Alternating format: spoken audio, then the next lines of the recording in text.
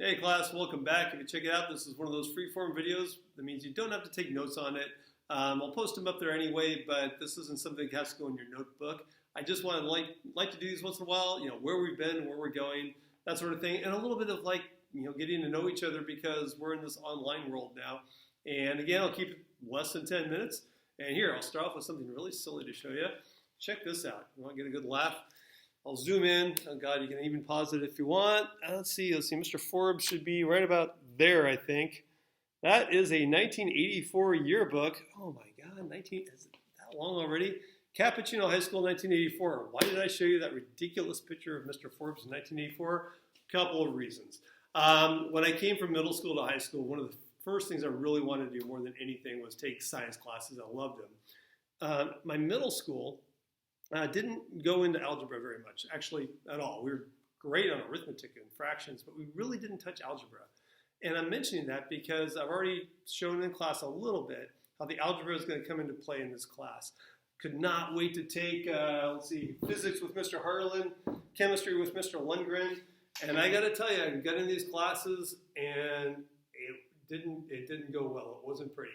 And one of the things was, another high school in the area had recently closed. Crestmore. Cappuccino was a huge high school at the time, and I wasn't prepared for the rigors of the class in terms of the math. They had assumed coming in that I would know how to work both sides of an equation, how I would be able to solve for x and balance equations. I'd never seen that before. So we're going to be touching on a lot of math. Across the hall from where I'm standing, there's some wonderful, wonderful math teachers.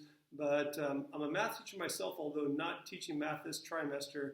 But I would like you to remember that when we go through the math, when you get stuck on anything, please ask questions about it. We'll spend a little bit of time with the basics of how you solve algebraic equations.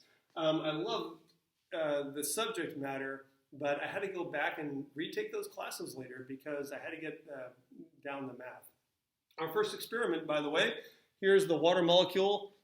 Water molecules that made all the dye kind of mix in with the rest of the water. But there's more to this story than just this. Let's check this out. One was observation skills. I was trying to come up with a good observation that was similar to something that you don't have to take down right now, but there was a botanist that had noticed back in the 19th century that itty-bitty little pollen grains, like the yellow dust that you see on the cars in the springtime. Little tiny pollen grains would get moved around randomly, no matter how still the water was. It would get moved around. As a matter of fact, it was named after Brownian Motion, named after him, Brownian Motion. And the Brownian Motion, he wasn't exactly sure why it was doing it. He had an idea. Albert Einstein, who I'm sure you've heard of, came along later, actually wrote a paper where he mathematically described that the pollen grains were getting jostled around randomly by the water molecules. And he was able to take the idea that all matter is made of atoms and molecules that are always in motion, and they're bumping into these pollen grains, and they're just randomly jostling it around.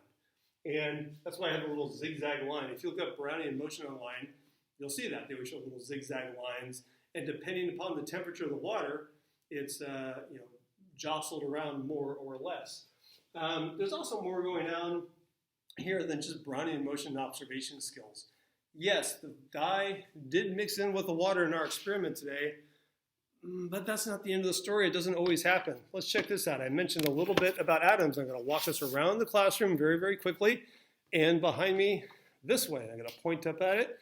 That's one of our periodic tables around the classroom. That's a listing. That's what I was trying to show a little bit online.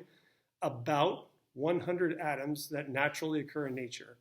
I say about because there are some other elements that we actually create in a lab, but they only last for fractions of a second.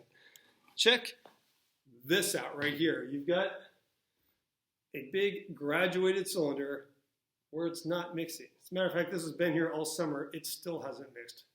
Didn't I just say things are supposed to mix because it's always moving? There's got to be something more going on, and there is. Yes, atoms and molecules are always in motion. Wasn't lying to you about that, but there's also something that we have to learn about that we're going to go into this year. That's forces. If you check out the forces, so far as we know, there's these four in nature. Gravity, we're all pretty much familiar with, things fall. But at the same time, there's a strong force. There's electromagnetic force, or electromagnetism. It's really electricity and magnetism. They're different types of the same force. They're different aspects of the same force. The strong and the weak force, you probably don't come across those in conversations every day. Electricity, certainly you do. Gravity, obviously you do. And let's check out some of the things that we see around here that go beyond what we did in class already with just dye and mixing in water, which is cool enough, but it's not the end of the story. If you look at this right here, it's a lava, sorry, that's a lava lamp. That's a plasma ball right there. Just a little one I picked up on Amazon. If you touch it, you can see how it makes a little lightning-looking plasma stream that goes up.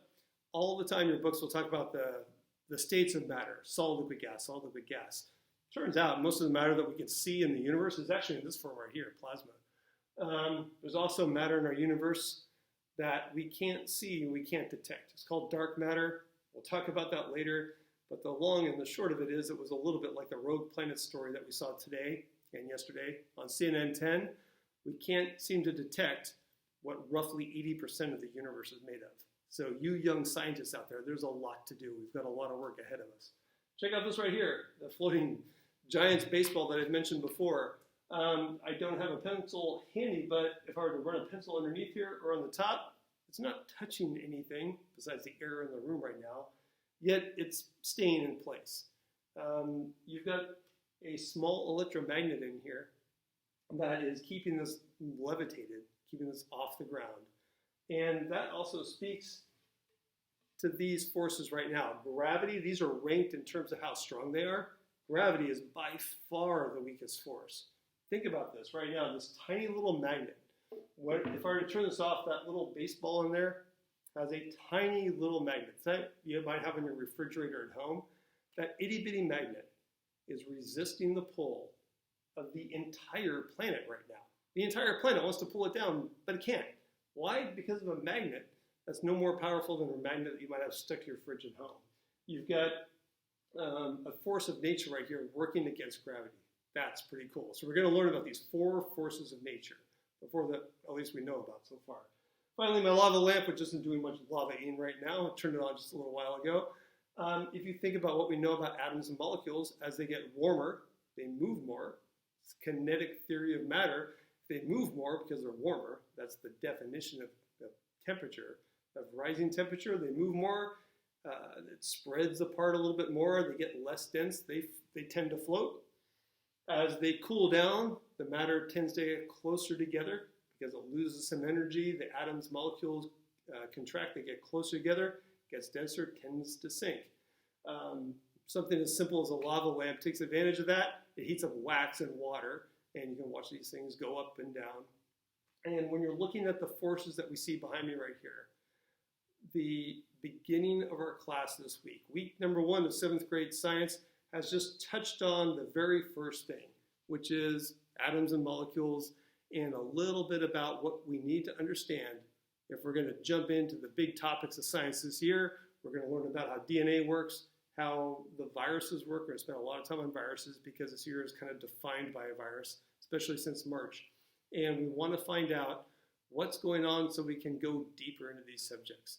It's been great being with you online the first week. Looking forward to 35 more weeks of exploration with you.